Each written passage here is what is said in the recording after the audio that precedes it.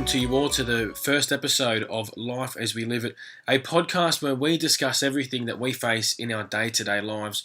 Whether it's a personal experience that has made you either sad or happy, we're here to talk about it. And in our first episode today, we'll be discussing, quite arguably, what is the greatest epidemic in Australia as we speak, and that is mental illness. In particular, suicide, which affects millions of Australians, and not only Australians, but people across the world. And today we are fortunate enough to have Rose Seelan in with us, who is a crisis supporter for Lifeline. Now, Rose takes time out of her own life to help others, and that is something that is incredibly admirable. And today, Rose, we'll be discussing a few things about your work and how you contribute to the welfare of other people. Now, Rose, we'll start off with a very easy question. Why did you start work with Lifeline? I really just thought to myself one day that I'd really like to start volunteering. A big reason of that was because I'm studying social work, and some volunteer work in my community would be a good thing to put on the resume, but also because I really just wanted to find a way to give back to my community, and I really thought volunteering with Lifeline would be a really good start for that. And I can imagine it's somewhat of an intensive program, a training program that is when you first start.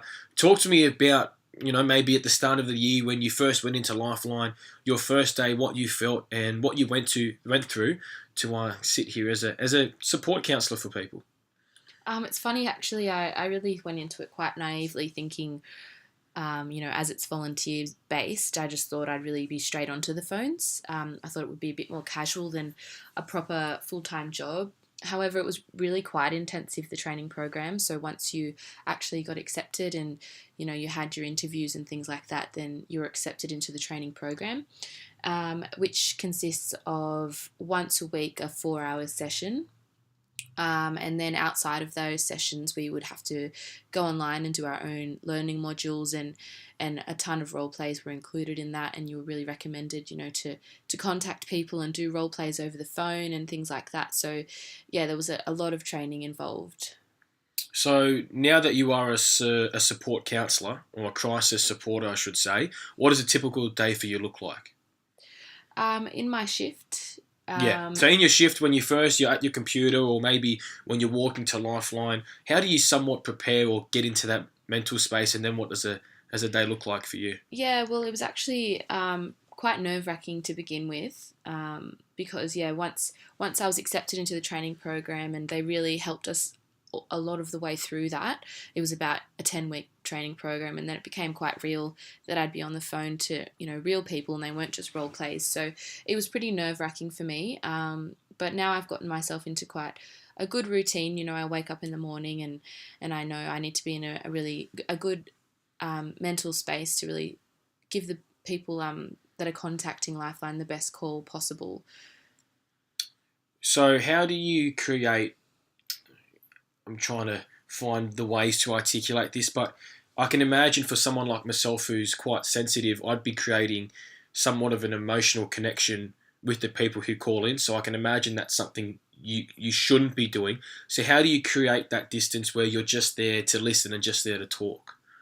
I understand what you mean. You don't want to become too invested in the phone call, especially because once it's ended, you don't know where someone's gone from there, which can be really hard to deal with. But you do actually need that connection with the person on the phone, because without connection, more often than not, they're going to hang up on you because you're not giving them what they need.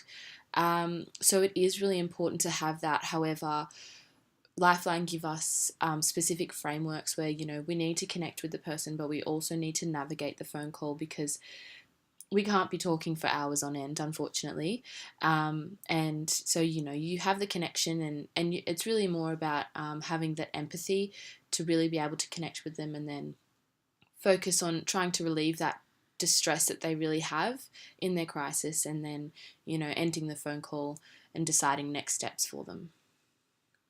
So how do you deal with maybe the unknown that surrounds the phone call after it? I can imagine it's either going to end on a really positive note, or maybe sometimes you're not getting the desired result, and maybe they're not feeling as though they can walk away with some positive attitude I should say.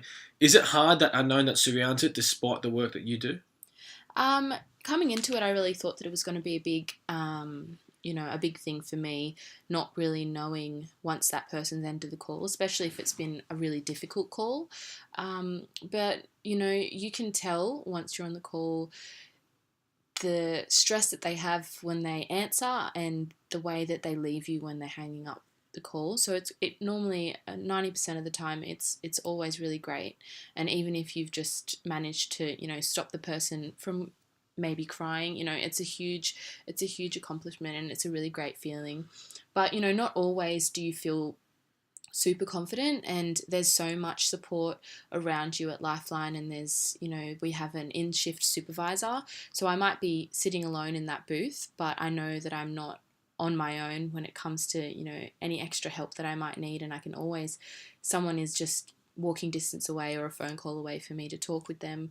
And the Lifeline is huge on self-care, and they always really want the crisis supporters to put themselves first, because if we're not in a good place, then we definitely can't give the best call to whoever's on the other end of the line.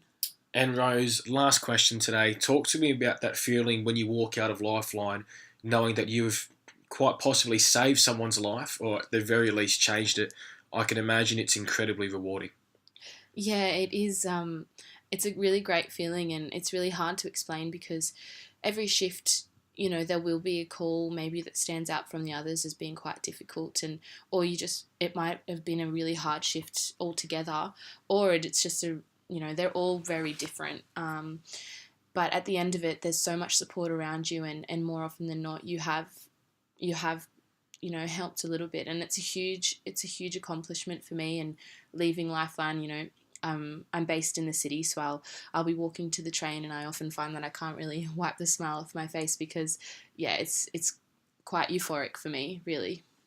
Rosie, thank you so much for joining us today. Unfortunately, that's all we have time for, but nonetheless, the work that you were doing is quite simply amazing, as all the other people who are working at Lifeline and donating their time to help others. Thank you for listening, and until next time, it's goodbye for now.